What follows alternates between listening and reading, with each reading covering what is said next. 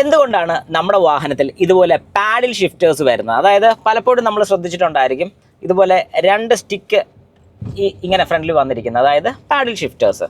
അപ്പം പാഡിൽ ഷിഫ്റ്റേഴ്സ് എന്തിനാണെന്ന് ചോദിച്ചു കഴിഞ്ഞാൽ നമുക്കറിയാം, ജസ്റ്റ് ഗിയേഴ്സ് ഷിഫ്റ്റ് ചെയ്യാൻ വേണ്ടി. ശരിക്കുള്ള ഗിയർ ഷിഫ്റ്റിംഗ് അവിടെ നടക്കുന്നുണ്ടോ?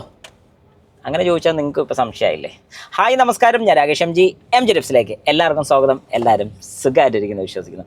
ഏതായാലും എന്തിനാണ് പാഡിൽ ഷിഫ്റ്റേഴ്സ് കൊടുത്തിരിക്കുന്നതെന്ന് ചോദിച്ചു കഴിഞ്ഞാൽ, നമ്മൾ യൂസ് ചെയ്യുന്ന ഗിയർ സിസ്റ്റം ഏതായിക്കോട്ടെ, അതിപ്പോൾ ഒരു AMT ആയിക്കോട്ടെ, ഒരു DCT ആയിക്കോട്ടെ, ഒരു CVT ആയിക്കോട്ടെ, മിക്ക ഈ പറഞ്ഞ വാഹനങ്ങൾക്കും നമ്മൾ പാഡിൽ ഷിഫ്റ്റേഴ്സ് കണ്ടിട്ടുണ്ട്.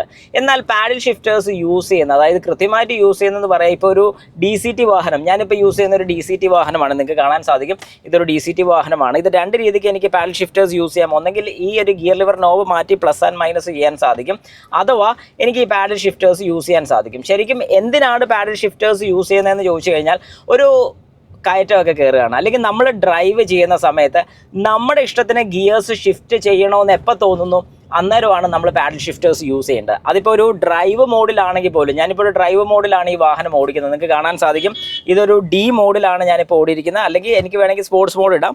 ഞാനൊരു D മോഡിലാണ് ഇട്ടിരിക്കുന്നത്. ഈ ഒരു D മോഡിൽ പോലും എനിക്ക് വളരെ വൃത്തിയായിട്ട് പാഡിൽ ഷിഫ്റ്റേഴ്സ് യൂസ് ചെയ്യാം. നിങ്ങൾക്ക് ഈ മീറ്റർ കാണാൻ സാധിക്കും. ഈ മീറ്ററിനകത്ത് ഇപ്പം D2 ആണ് കൊടുത്തിരിക്കുന്നത്. ഞാനത് ഇതിൽ പ്രസ് ചെയ്താൽ 3 ആയി. ഇനി അത് 2 ആക്കണമെങ്കിൽ ഞാൻ ഇതിൽ ഒന്നുകൂടെ പ്രസ് ചെയ്തു. ഞാനിനി തേർഡ് ആക്കാൻ വേണ്ടിയിട്ട് ഒന്നുകൂടെ പ്ലസ്സിൽ പ്രസ് ചെയ്തപ്പം തേർഡ് ഗിയറായി. ഒന്നുകൂടെ പ്രസ് ചെയ്ത് കഴിഞ്ഞാൽ അത് 4th ഗിയറായി. ഇങ്ങനെ ഞാൻ പ്രസ് ചെയ്യുന്നതിനനുസരിച്ച് എനിക്ക് ഗിയേഴ്സ് ഷിഫ്റ്റ് ചെയ്യാൻ സാധിക്കുന്നുണ്ട്. അതും വളരെ എളുപ്പത്തിൽ തന്നെ ഷിഫ്റ്റ് ചെയ്യാൻ സാധിക്കുന്നുണ്ട്. അതൊരു അഡ്വാൻറ്റേജ് തന്നെയാണ്.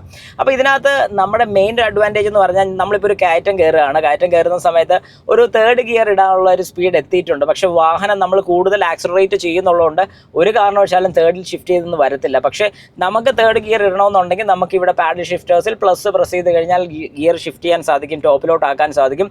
ഇനി അഥവാ തേർഡിൽ പൊയ്ക്കൊണ്ടിരിക്കുകയാണ്, അത്യാവശ്യം നല്ല സ്പീഡ് ഗെയിൻ ചെയ്യണം, എനിക്ക് ആക്സലറേറ്റ് ചെയ്ത് ആ ഒരു തേർഡ് ഗിയറിൽ അത്രയും സ്പീഡ് ഗെയിൻ ചെയ്യാൻ സാധിക്കത്തില്ല, അത്രയും ടോർക്ക് കിട്ടത്തില്ലെന്നുള്ളത് നമുക്ക് തോന്നുകയാണെങ്കിൽ നേരെ മൈനസിൽ പ്രസ് ചെയ്ത് അഥവാ ഗിയർ ഡൗൺ ചെയ്തിട്ട് നല്ല രീതിക്ക് സ്പീഡ് എടുക്കാനും സാധിക്കുന്നുണ്ട്. അതൊരു അഡ്വാൻറ്റേജ് ആണ്. അതുകൊണ്ട് എന്തിനാണ് പാഡിൽ ഷിഫ്റ്റേഴ്സ് കൊടുത്തിരിക്കുന്നതെന്ന് ചോദിച്ചാൽ, നമ്മുടെ ഇഷ്ടത്തിന് ഗിയർ ഷിഫ്റ്റ് ചെയ്ത് വാഹനം ഓടിക്കാൻ വേണ്ടിയിട്ടാണ് പാഡിൽ ഷിഫ്റ്റേഴ്സ് കൊടുത്തിരിക്കുന്നത്.